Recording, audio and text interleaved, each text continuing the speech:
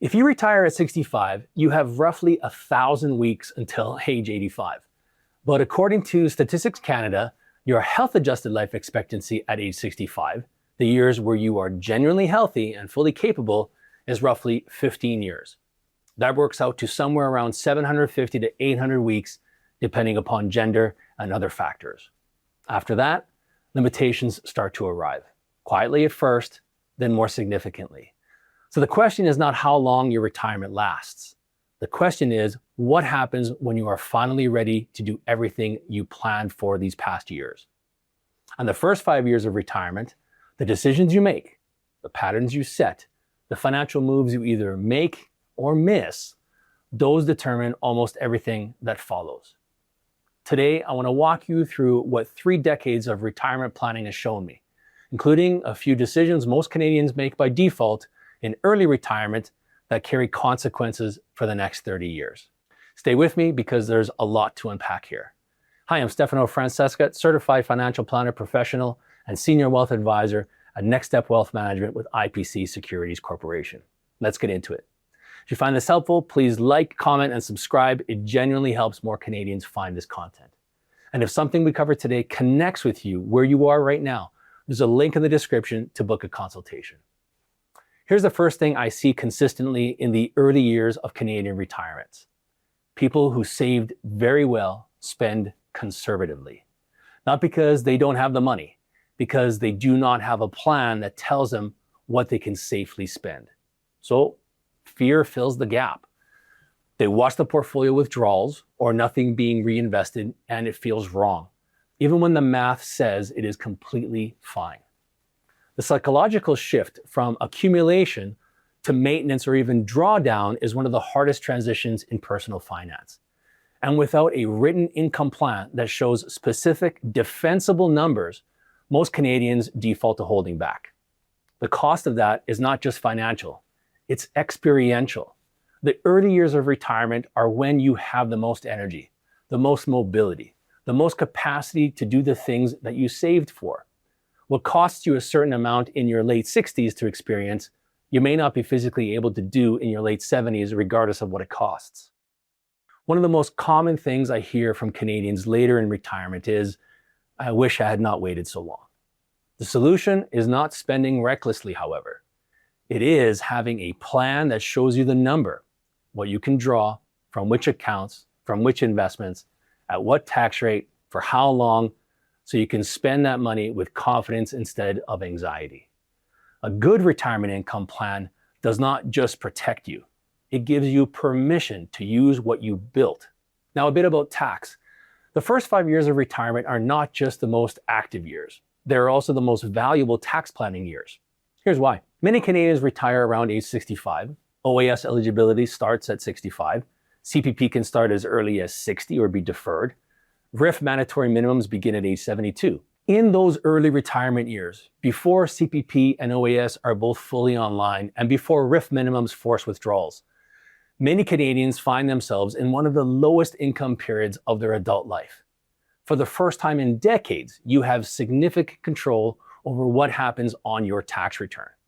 Many Canadians never fully use this window or appreciate how it sets up income strategies for the next 20 years. They live off cash savings, leave their RRSP alone to grow tax deferred, and assume they're being prudent.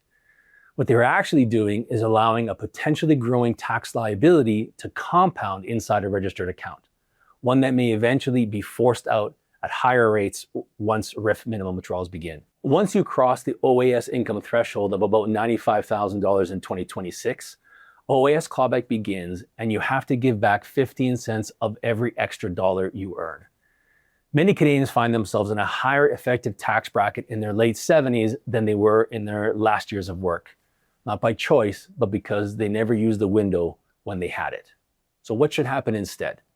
In those early retirement years, drawing down RRSP assets deliberately, filling lower tax brackets, redirecting after-tax proceeds into the TFSA or non-registered accounts, converts a future tax liability into permanently tax-free or tax-preferred savings. Depending upon your taxable income map, this could be a very valuable strategy. Every year that window sits unused, the opportunity shrinks.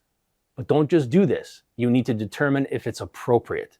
Planning needs to happen before retirement begins, not at 71 when the conversion is mandatory, not at 72 when the minimums start. In your 50s or early 60s, when the decisions are still yours to make. There are many Canadians that make their CPP decision based on a feeling, a sense of wanting to start collecting what they've been contributing to for decades.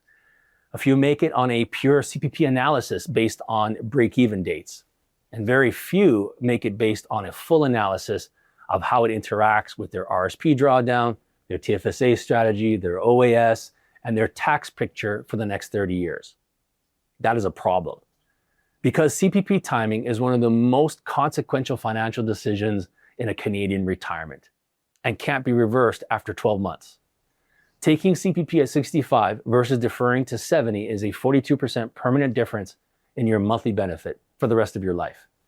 The deferral enhancement is 0.7% per month after 65, payable for life and indexed to inflation. For a Canadian in the early years of retirement with RRSP or TFSA assets available to bridge that gap, deferring CPP while drawing down registered savings strategically can be one of the most powerful moves available. Deferring CPP or even OAS keeps income lower in the early years, maximizing the golden tax window, and delivers a larger inflation-protected government income floor for the decades that follow. But the right answer is not the same for everyone.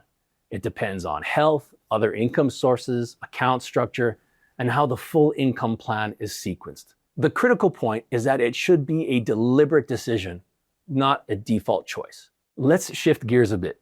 Here is something that most financial planning conversations miss entirely. There's a well-known concept in retirement planning called sequence of returns risk. The danger that a significant market decline in the early years of retirement can permanently impair a portfolio's ability to recover. The order of returns matters as much as the average. But there is another sequence risk that no one talks about.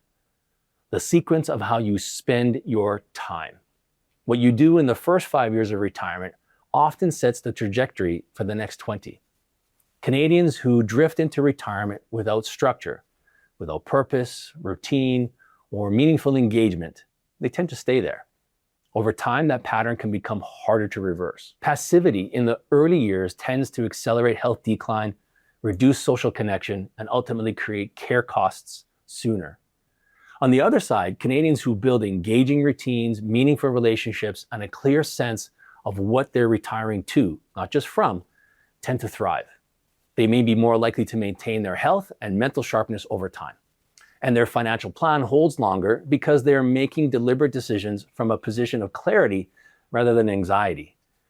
This matters to a financial planning conversation because health span and retirement spending are directly linked. Every year of full health preserved through intentional living in the early retirement years is a year where spending is on terms you choose, not on care costs you didn't plan for. The first 5 years are when the pattern is set. The financial plan and the life plan need to be built at the same time. So let me be specific about what I mean when I say the first 5 years decide everything. There are 3 decisions made in early retirement that carry long-term consequences either way. You get them right, and they compound in your favor for 30 years. You get them wrong, and the cost compounds just as reliably in the other direction. The first is CPP timing, a permanent, lifelong inflation index decision. Reversing its ripple effect is difficult. The second is RRSP drawdown sequencing.